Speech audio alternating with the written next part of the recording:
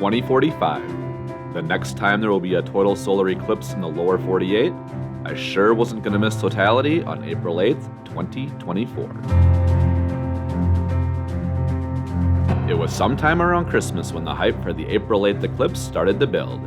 I had Delta, Hilton, and National Rental Points ready to burn and booked an expense-free trip to Dallas, Texas, arriving Sunday, April 7th and departing on Tuesday, April 9th.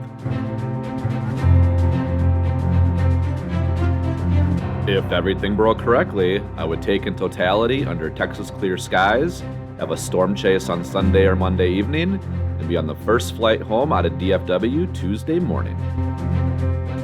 As the calendar flipped to April, the forecast was far from promising for Texas clear skies. 2 days before departure, I scrapped everything Texas, loaded up the Tahoe, and headed for Southwest Illinois. This is my eclipse story, beginning with planning and backyard practice in February and March, to a road trip that includes shooting Comet Ponds Brook, an epic sunset storm chase on Eclipse Day Eve, and of course, my experience with Totality.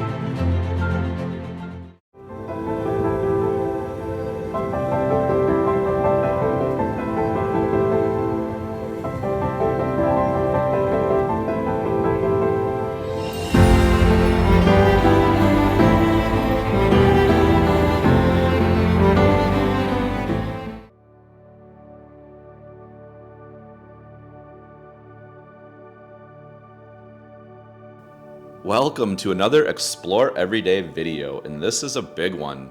Today is February 26th, and we are just 42 days away from the total solar eclipse on April 8th, and I plan to be in Dallas, Texas, or surrounding areas for Totality.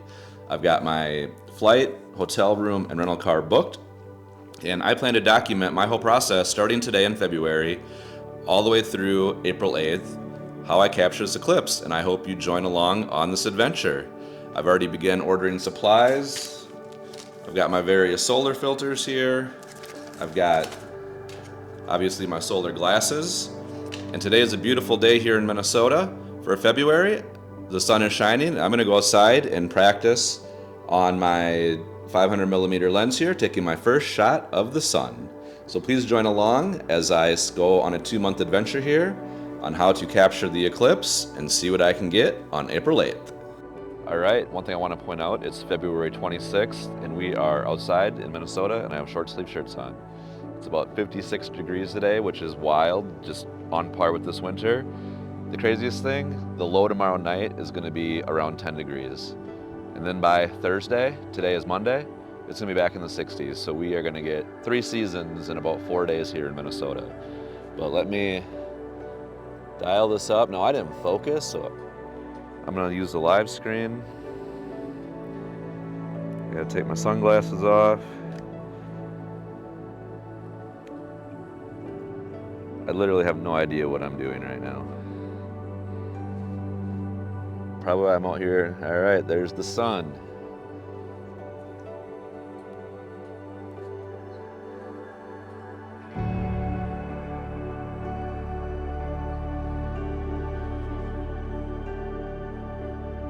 I think I'm trying to focus like it's a star for astro, but it's not really moving. So I'm gonna focus on something in the distance, take this off and put it back on and see if that is the trick. All right, so it is windier and heck out here, but I'm glad I'm out here trying this today because this is a lot harder than I thought it was gonna be. I'm just trying it at 200 millimeter right now. Trying to replicate some settings I've seen online which weren't working, so my filter must be quite a bit darker. So I've gotten a handful of shots. I'm right now shooting this at 1/50th of a second, f9 at ISO 100. So I'm gonna go drop this into the computer and see what that image looks like real quick, and then I'll keep experimenting from there. All right, so I got my first image here pulled up on the computer, and it's okay. I don't think the focus is spot on, but I've really zoomed in on this with the crop feature in Lightroom. You can see sunspot 3590 very prominently on the image, but like I said, it's not very sharp, and Based on some settings I've seen online, I shot this at 200 millimeter f9, 1/50th of a second, and I've seen other people shooting with these same settings but at 1/800th of a second. So a much, much faster shutter speed than I was using. Now they obviously have a probably lighter solar filter probably to let more light in to make that faster shutter speed. So I'm not getting too concerned about that, but I do have a couple with that faster shutter speed on here. So I'm gonna take a look at those as well. All right, I'm back outside after looking at the images downstairs, and I honestly don't know if my exposure was the right exposure or not. I could see sunspot 3590 on there very clearly. I shot it at f9, 1/30th of a second. So I did some quick research, and according to one guy on a website, he uses f9 ISO 200 for all his Eclipse photography. And I'm gonna go through and do what he suggested and take one image everywhere from 1/30th up to 1/1000th and see how that looks and compare it to the histograms to see what the best exposure is. So I'm gonna go ahead and take care of that right now.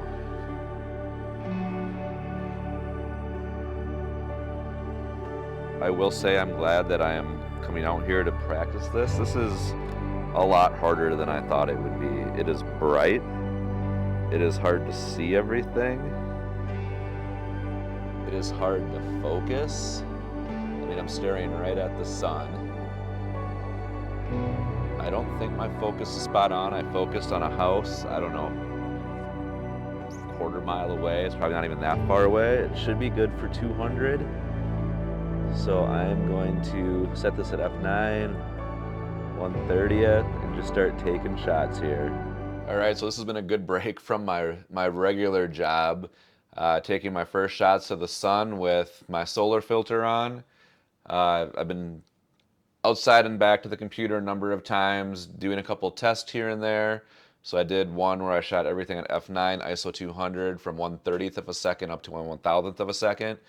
And I'm guessing my solar filter is fairly thick or dark, because my best shots are down in the 1/30th to 1/50th range, and even them, they seem dark and they seem out of focus. I tried shooting a 200 millimeter and 500 millimeter. I don't have a good spot in my backyard to focus at 500 millimeter. Everything's too close in a neighborhood here.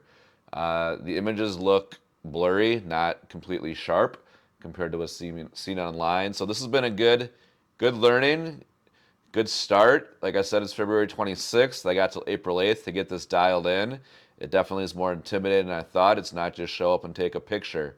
So I'm glad I got started now. I look forward to bringing you along on the journey, and we'll see you next time I do something towards the eclipse.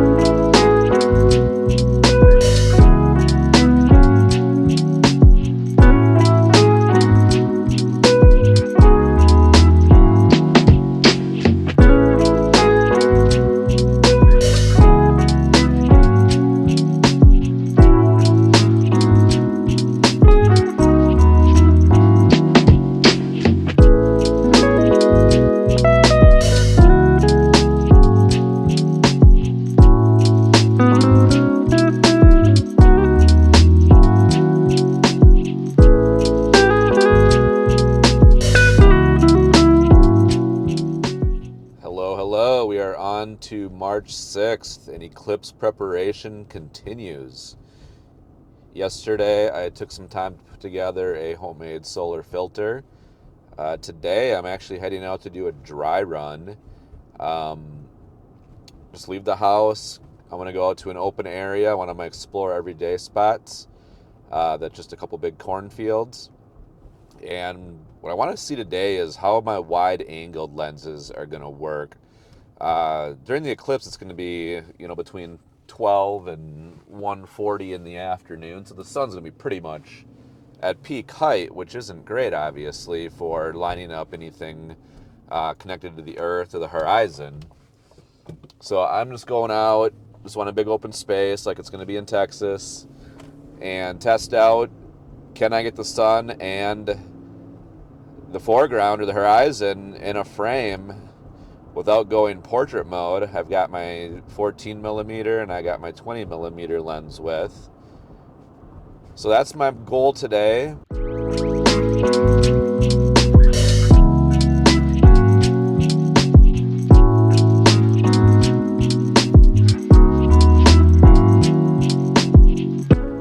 here's our spot we're gonna test out. The sun's way up in the sky. I mean, this looks like Texas, right?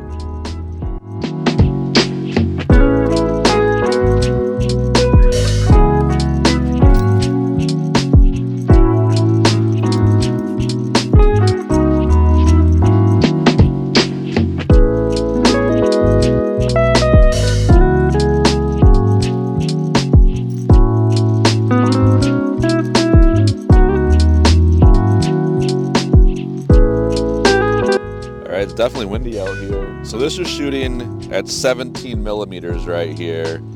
The sun's not anywhere close to being in that frame. You gotta really bring it up. So I'm gonna set up, start with my 14mm on my Nikon and see what I can get here. All right, so I'm now switched up to the 14mm. I can get the landscape and the sun in the frame with this. The problem is the sun's going to be microscopic, and when we have totality, you're probably going to barely be able to see the moon, but this is going to be the easiest to set up a time lapse and just see that sun move across the sky, hopefully with some kind of foreground. So I'm happy to know I can shoot this.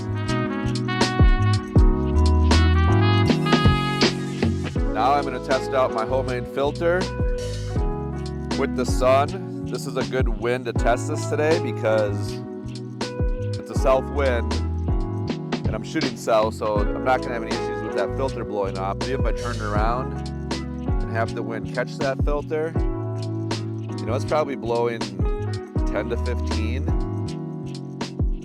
There's no way that's getting blown off, I don't think. Get one more field test shot in. We'll call this hopefully a success here today. Found the sun. I'm gonna go to live view now. Test out some settings here. All right, so we got our practice shots done. We tested out the 14mm, the 20mm, and the 24-70 to see what I have to do to get a landscape wide angle shot done. So yeah, I'm happy with my test I did today. March 6th, the countdown is on till April 8th.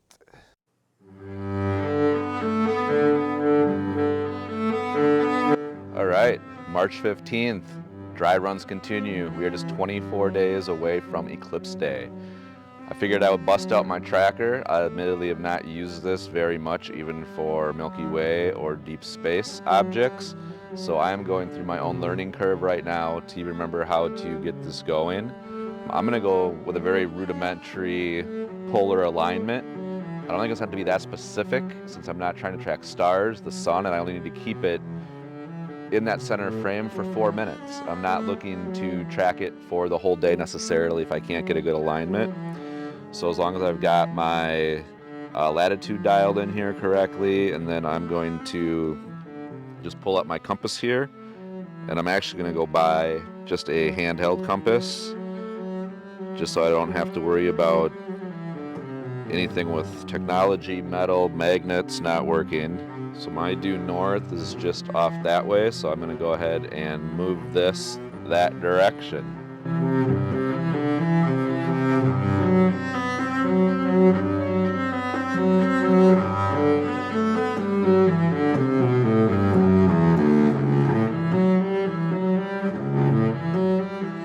So we're still shooting to see if the sun is actually tracking here. And as I'm going through my checklist of things I need to bring, so I'm in Minnesota here. I think I've mentioned we're going down to Texas. That's the plan right now, Dallas area. I have a hotel up in Plano. There's a lot of gear to bring. I got this tripod, I got the tripod that camera is on, potentially a star tracker, my big lens here, 3 or 4 cameras of various sizes, but 3 full-size DSLRs, a GoPro, potentially a drone, 2 more tripods. Heck, I might not have room for any clothes. Just the clothes I'm wearing will be good enough. I'm only going for a day and a half. So this is my homemade solar filter, and I've been watching some other videos, and I have a lot of extra material on here. So as I'm tracking the sun right now, I'm looking through the viewfinder. It is really wobbling. Now, if I'm shooting at like 1/1500th of a second, that should take out some of that wobble, but I don't like how much it's moving. And it's going to be Texas. It's going to be flat. There's a little bit of a breeze right now. It's probably blowing 5, maybe gusting to 8 to 10. So there's some breeze pushing everything right now. So I'm going to trim this up much in tighter, and I'm going to add a piece of string to it. I've seen that advice. So put some string on there. Once you get to totality, you want to take it off. You're not looking to set it down. It's not going to blow away. Just let it kind of hang down below the tripod here. All right, so this is kind of interesting. I've actually got some clouds going through the sun right now, shooting a time lapse, just working on my tracking, and there's a good chance this is what's going to happen on the day of the eclipse. There might be general clouds around like this, so let's just see what this looks like. I'm not going to change the exposure, which I might need to be doing, to a longer exposure. I can see the sun now clipping through. So this is very much what weather could be like in Texas. We got clouds coming in. I mean, you just have to pray that you have clear sky for the 4 minutes of totality. Wherever you are, whether it's cloudy, breaks in the clouds. I mean, right now, this is not a very big cloud going by, and it's been at least a minute, so there's 25% of totality that you can't see the sun, but it is going to break out here at the end. So I'm going to wrap up this 24 days out video. Look at that sky. I mean, it's a nice day here in Minnesota, but there's a lot of clouds. I was just in Texas for work this week, and it looked like this, and I've been in Texas a lot, and that was a pretty typical spring Texas day. And the whole eclipse might come down to if you have a gap like this at totality, or do you get stuck with a cloud like this going over the sun right at totality. That could make or break months of planning, practice, stress, travel, finding a spot. I don't even want to think about it. It's too much. We'll see you in the next video.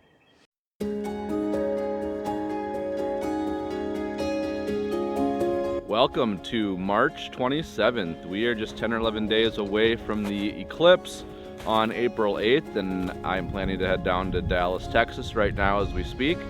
Right now I'm in Minnesota. Just got 12 inches of snow. It's flurrying right now. So just a quick update, getting to the point where long-range models like the GFS are starting to have cloud coverage forecasts. Now you can't trust a cloud coverage forecast, 10 days out, but you can start getting weather patterns figured out. And I am seeing there is projected to be a potential trough that's going to be near Texas sometime between like the 6th and the 8th. So that can be good or bad. Obviously we don't want anything that's going to be causing clouds down in Texas where I'm going. But if I could sneak a storm chase in maybe on Sunday the 7th, which could then blow out all the clouds overnight and we have a nice sunny day on the 8th, that would be the best case scenario. We're a long ways out. The models don't know. Nobody knows. No one can tell you today on March 27th what the clouds are going to be at any given location in the country this far out. We won't know that till the day of, or the day before, or maybe the day of. So the couple options I have on the table right now for myself: stick with my current plan, fly down to Dallas, and pivot from there. I can go to the Mexican border. I can go up into Arkansas. Even Indiana if I need to from there, but that's a long drive. Which brings up my second point. Based on how the clouds are setting up, if Texas is a complete wash and it's obvious by Saturday, I might just take my own vehicle and drive down to, say, Indianapolis, or maybe get down into the northwest corner of Arkansas. Those are going to be long drives, like 10 hours.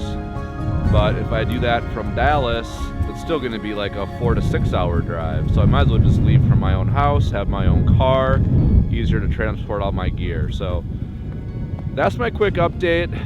lots up in the air yet. I got to do some more practice, get my settings dialed in as we're shooting the first couple phases as we head into Totality. Try to get that diamond ring and Bailey's beads. So I got some more practice to do. I got to get my settings dialed in. It feels nothing like Eclipse Day right now. It's cloudy, snowy, and cold here in Minnesota, but it's coming up quick. That's my update. We'll see you in the next video.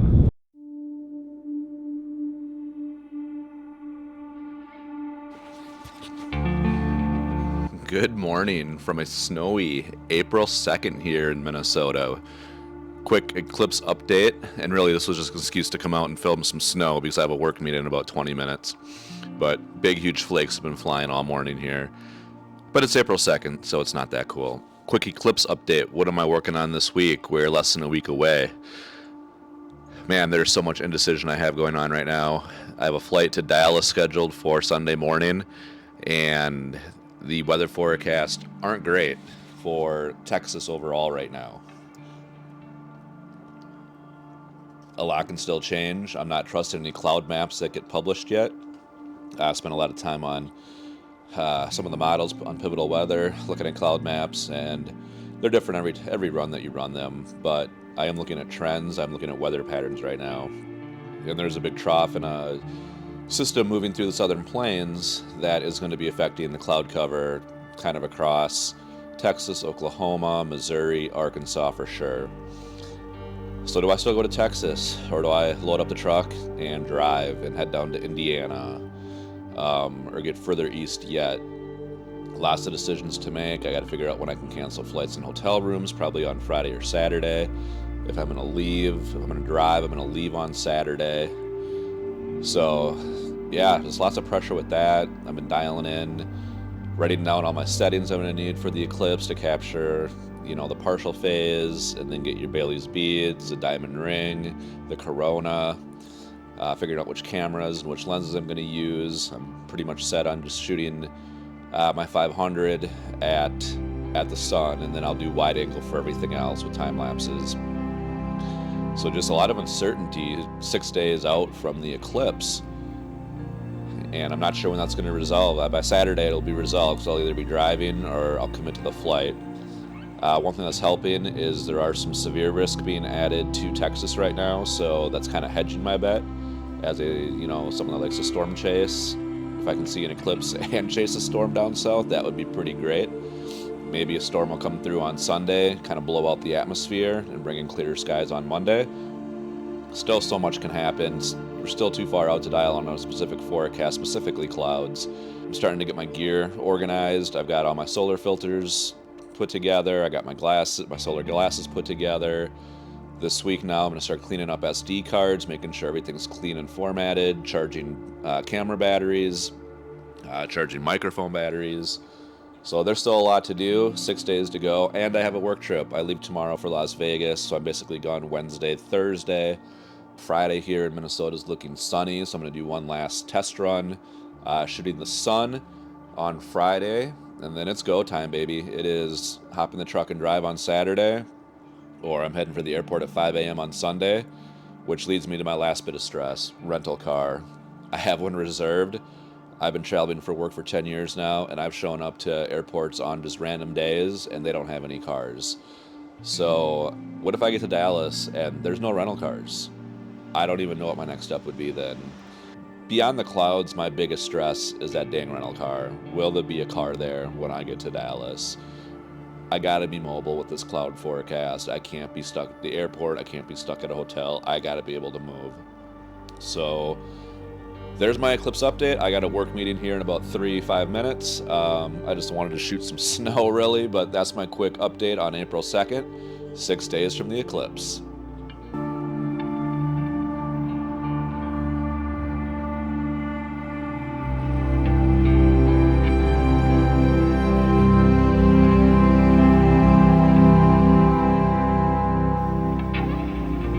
All right, welcome. We are 3 days before the eclipse. It is Friday, April 5th, and we have nothing but blue skies here in Minnesota. That is not the forecast for the rest of the country, unfortunately. So I am completely freaking out over what I'm going to do for this eclipse. So if I haven't mentioned it in previous videos, I hope I have. I have a flight to Dallas on Sunday, and it's a pretty cloudy forecast in Texas overall. It's been fluctuating. Maybe we're gonna get some breaks, maybe not. But as a storm chaser, there's also a 15% high risk for severe weather down there on Monday as well. That's drawing me in there. Otherwise, my other option is to completely dump on Dallas, hop in the truck, and drive down towards Indianapolis, Missouri, somewhere down there, which definitely has a more clear forecast. So man, I am stressing out, hashing over maps. It's terrible. Like, I kind of just want this eclipse to be over with, to be honest with you. I'm doing one final dry run here. We got clear skies. It's just after 1 o'clock, so the exact same time it will be during the totality. So the sun's at about the same apex right now. So a good chance to come out here and do one more dry run. And the one thing I'm going to try doing today is putting the sun kind of on the left-hand side of the frame and seeing how far it travels in about 4.5 minutes across the frame at 500 millimeters, because I have a star tracker. If I don't have to bring it, it's one less heavy thing I have to lug down to Texas. If I end up driving, it's no big deal. I'll throw it in the truck. But that's kind of my goal today, is to just practice getting focused in again, got my solar filter on, and see how far that sun moves across the frame in 4 minutes to see if I can just let it run and take shots without having to move the camera. So that is my plan today as we gear up for the eclipse, just 3 days away. So the first challenge is finding the sun when you have the solar filter on there. You wouldn't think it would be that hard.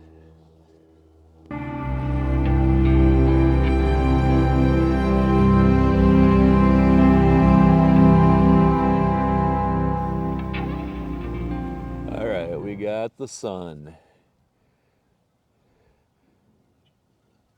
So I got it center framed up right now. And now we're gonna go ahead and try to get focus on it using live view. All right, we got the sun. So I got it center framed up right now. And now we're gonna go ahead and try to get focus on it using live view. All right, we've got a nice sunspot up in the corner there we can focus on. All right, so we got the sun dialed in here. We got good focus. We got a good sunspot up in the northeast limb, I guess is what they would call it. So focusing on that. I need to pull up my cheat sheet on settings. So I'm going to shoot the same settings as before totality. So I'm going to look that up, and that will be next thing that I shoot. So now I am going to practice going through, I'm going to center up the sun and practice going through my bracketed shot from 1/2000th of a second down to like 5 seconds, just to cover everything and see how long that takes. My timer back on here. We're on 1/2000th of a second, f8 ISO 100. Start the timer.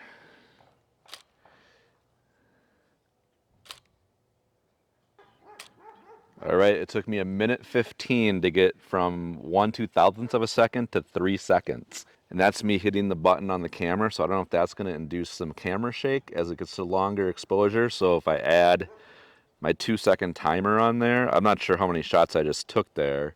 Add 2 seconds in between every shot to settle that camera down. That is going to probably add what? If I took 10, it's going to add probably 30 more seconds, so 2 minutes roughly to take that bracketed shot, which would give me about 2 minutes in totality just to enjoy it.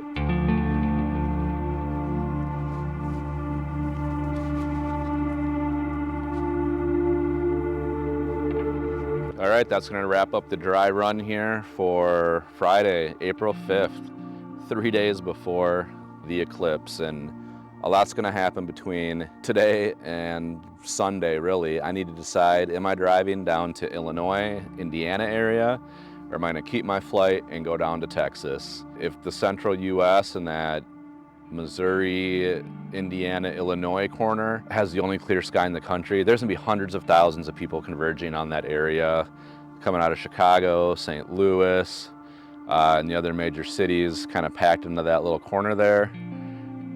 It could be chaos, but I do have Terre Haute, Indiana, areas south of that kind of penciled in. Looks like wide open farm country down there, get away from people. I want to get away from people, have my own space, fly my drone, have my cameras. I don't want to be sitting in a parking lot of a Walmart doing this. I'm gonna quit rambling. April 5th, we're 3 days away. A lot of decisions to make in the next 24 to 36 hours. And I'm not gonna enjoy any minute of this until I'm on the road. We'll see you in the next one.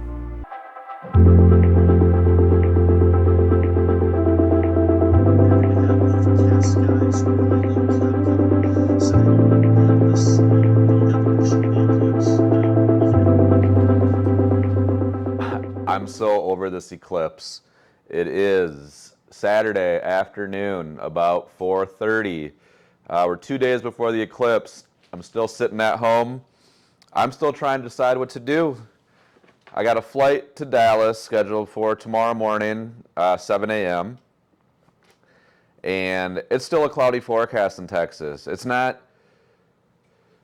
It's very fluid. There's a warm front moving up out of the Gulf. It's going to bring dew points with it, which is going to bring clouds and moisture. And it all depends when that front gets up to the DFW or north of there. That's going to bring in clouds. And there's probably a pretty good chance of some high clouds in Texas. I've been looking at cloud maps all day. I got my Eclipse map up over here. I don't know, 85% sure I'm going to drive down to Illinois, Indiana corner. That is definitely the best chance for clear skies. About a 10-hour drive. I'm just struggling with the decision. I don't know why. I guess my heart was set on Texas, and they got a pretty good risk for severe storms down there.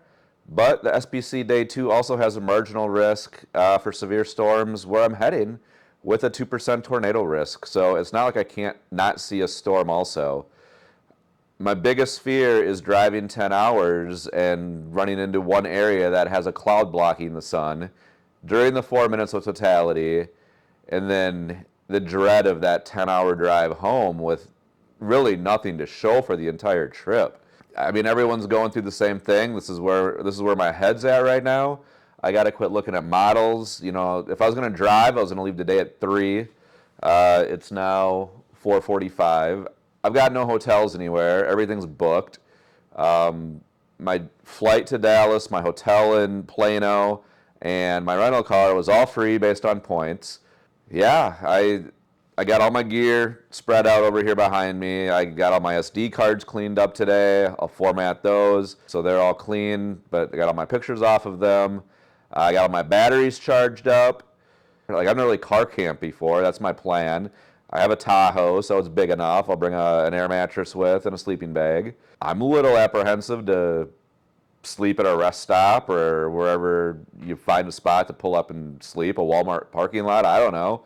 I don't know if I leave in the next hour and I can get 3 hours in the daylight, another 2 hours in the dark, and, find a hotel somewhere in southern Iowa or Wisconsin. You'll still be able to find rooms down there at a reasonable price, and that way I don't have quite as far a drive tomorrow.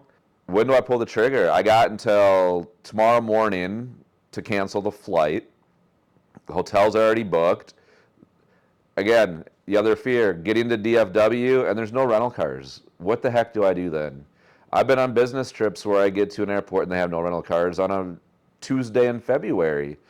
So driving is sounding to be the solution. There is a pretty good forecast for clear skies, kind of in that South Illinois, Indiana, Missouri corner. That's where I would target, somewhere east of St. Louis, west of Indianapolis. There's not a lot of clear spots in the country. It's going to be a zoo for traffic, and part of me needs to embrace that. That's part of the experience. It's going to be traffic. That just be part of the joy, be part of the Eclipse experience, and quit dreading. And this is what happens when you have a job and kids and sports and vacation days. Your time is so segmented that it becomes natural to say, I've only got X amount of hours, I'm going to spend X driving, and what if it's a disappointment? I got to coach a basketball team on Tuesday night. I got to be back in Minnesota in the Twin Cities by 5 o'clock on Tuesday. So it's not like I can take my time and look at the sights of the country as I'm driving home and pull over and take pictures. I got to work on Wednesday. So yeah, like when you have limited amount of free time, it makes it that much more precious. And I'm trying to make the perfect decision for what I want to do for this eclipse and give myself the best chance to see the eclipse, which is driving to where I'm saying, Illinois, Indiana, Missouri. And I got to get the storm thing out in Texas out of my head. I could see a storm in Illinois. I think I'm talking myself into decision on camera here. I got to just pack up and drive, and I probably got to leave today and figure it out. So I am going to, yeah. I'm not going to cancel my flight yet. I can't. Until I'm packed and pulling out and gas up the truck and hit some groceries, I'm not going to cancel my flight. Yeah, this has been stressful. I just want it to be a good experience. Time to start packing.